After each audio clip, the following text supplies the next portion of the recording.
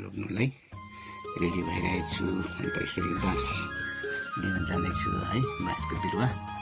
यो चाहिँ आफ्नै बारीको काम लगाउने यसरी खाली जग्गामा चाहिँ बाँस रोप्नु पर्यो भनेर चाहिँ म बाँस रोप्नुलाई बाँसको बिरुवाहरू उखालेर रेडी गरेर चाहिँ राखेको थिएँ।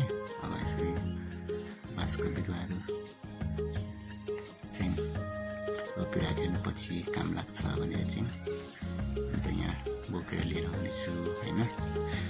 अन्त यहाँनिर रोप्नु पऱ्यो भनेर यहाँ यसरी जग्गा बनाउँदैछु, खाली राख्दैछु र यहाँ खन्नलाई अब तयारी बनिरहेको छु।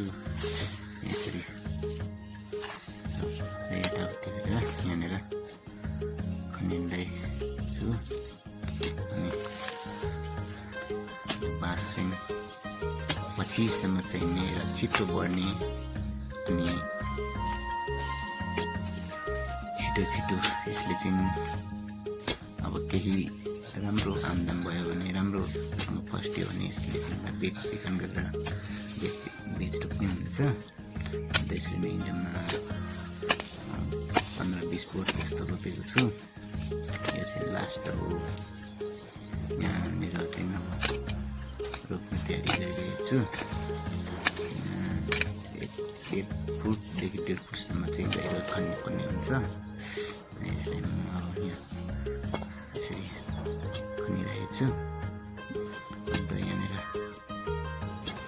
यसले अब मलसल पनि त्यति अहिले चाहिँ नलगाउने, पछि बाँच्यो भने चाहिँ पछि चाहिँ मलहरू लाउनु पर्ने, लाउँदा पनि हुन्छ। अब नलाउँदा पनि केही फरक चाहिँ पर्दैन।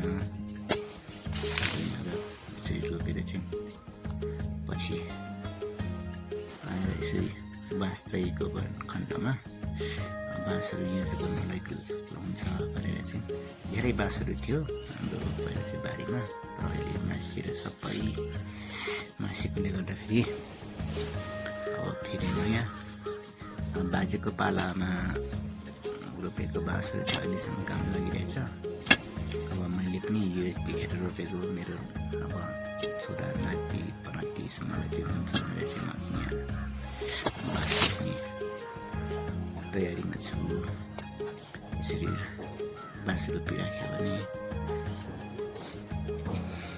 पछिसम्मलाई काम गर्छ। छोरा नाति पनातिसम्मलाई राम्रोसँग भयो भने बाँच्यो भने होइन।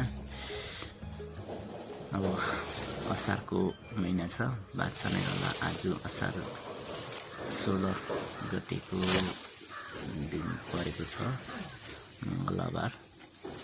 त्यही भएर आज सायद राम्रो छ, बाँच्छ होला भन्ने चाहिँ म पुरा ध्यान दिएर चाहिँ बाँस रोप्नुलाई खनिरहेको छु।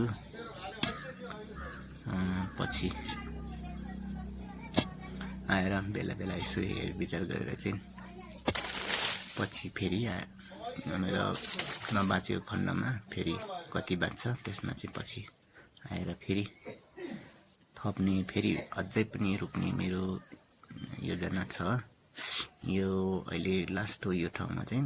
अब बाँकी उताउता पनि छ, त्यहाँ खाली जग्गा छ अझै 30 त्यहाँ जस्तो अझै मेरो लाउने इच्छा छ। तर यसपालि चाहिँ म लाउनु भ्याउँदिनँ होला। अब आगामीतिर चाहिँ फेरि लाउनु पर्ने मेरो इच्छा, चाहिँ लाउनुपर्छ होला। यसपालि बाँसको बिरुवा पनि अब कमै, अलिक शारीरिक स्वास्थ्य पनि अलिक कमजोरी भएकोले, अलिक स्वास्थ्य अलिक राम्रो नभएकोले गर्दाखेरि यति चाहिँ रोपिराख्ने मेरो विचार गरेर चाहिँ मैले रोपिरहेको छु। अनि हजुरहरूले पनि, तपाईँहरूले पनि, साथीभाइहरूले पनि यसरी बाँस रोप्नुहोस्, बिरुवापात लाउनुहोस्। बर्खाको टाइममा खेतीबारी जग्गा जमिन छ भने काम लाग्छ होइन। बाँस जुनै पनि बिरुवा, अदुवा, अम्बिसो, अलैँची, बाँस, कुनै पनि रुखहरू, घाँसहरू रोप्न सकिन्छ। यतिखेर यो रोपिराख्यो भने पछिसम्म काम लाग्छ होइन।